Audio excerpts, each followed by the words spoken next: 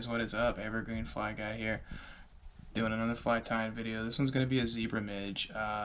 It's a simple midge, zebra, midge nymph type thing. It's got a weighted bead with some wire and thread. It's incredibly simple. It's like a three-step type deal.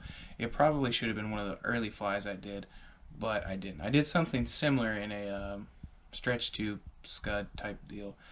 Um, so I don't really got anything else. I'm just gonna get right into it. So see you then.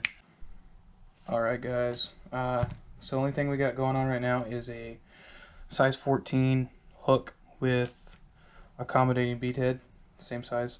I'm just gonna go ahead and take off a little piece of this bundle of solder wire I have. This is just very, very thin wire, and I'm going to use that to give this a little bit more weight. So just a few little bends like that, just like that. Nothing crazy. Not like the big streamer we did where we're going to make a big old bead with .02 lead. I lost my other side, so this just became difficult. Gosh, it's so fragile too. Gosh, it literally all just fell off. This is the most fragile solder wire I've ever worked with, or wire in general I've ever worked with that is this fragile. But it does what we need it to, so that's all that matters. Gosh, my fat fingers are all over it tonight. Alright, those about run into each other. Okay.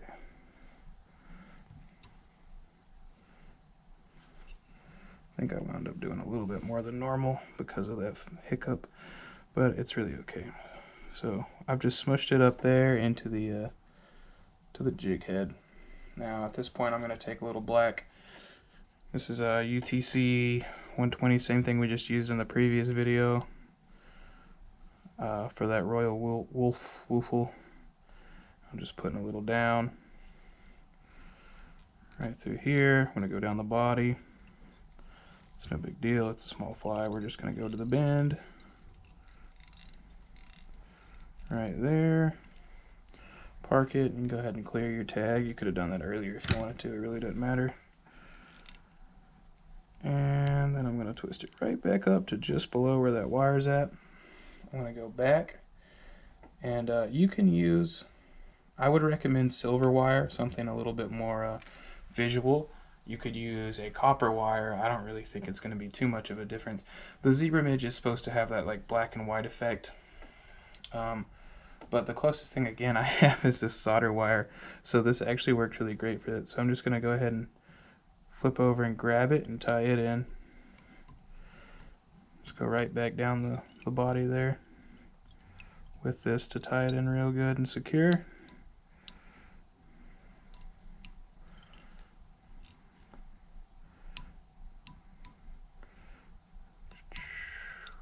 I'll make sure it's all even.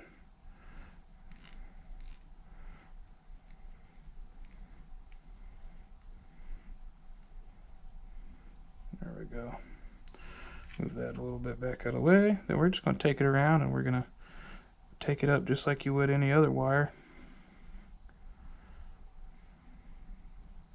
You do need to be a little bit more gentler than you would probably with a bronze.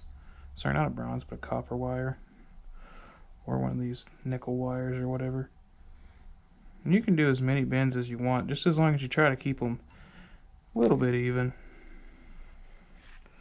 Now, I'm just going to cut that off with the thread, which is actually incredibly simple. At that point, I got a little bit of a tag over here. I'm just going to take my old scissors, trim that down, and get those ends pushed down real well so they're not in our way at all. And bam, simple as it is, we're going to take it, finish it right off.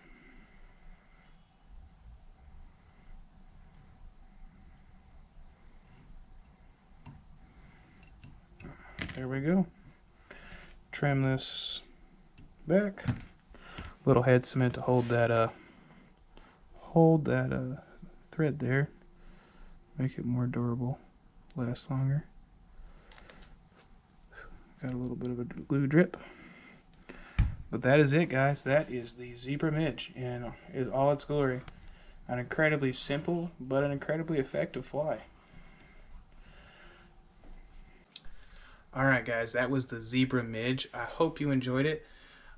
It's a super fly, and this will probably be one of our shortest videos, but it's simple. It's like 3 steps, all basic materials, simple to make. You could probably find stuff to make this lying around your house, honestly, as long as you had nip hooks, of course.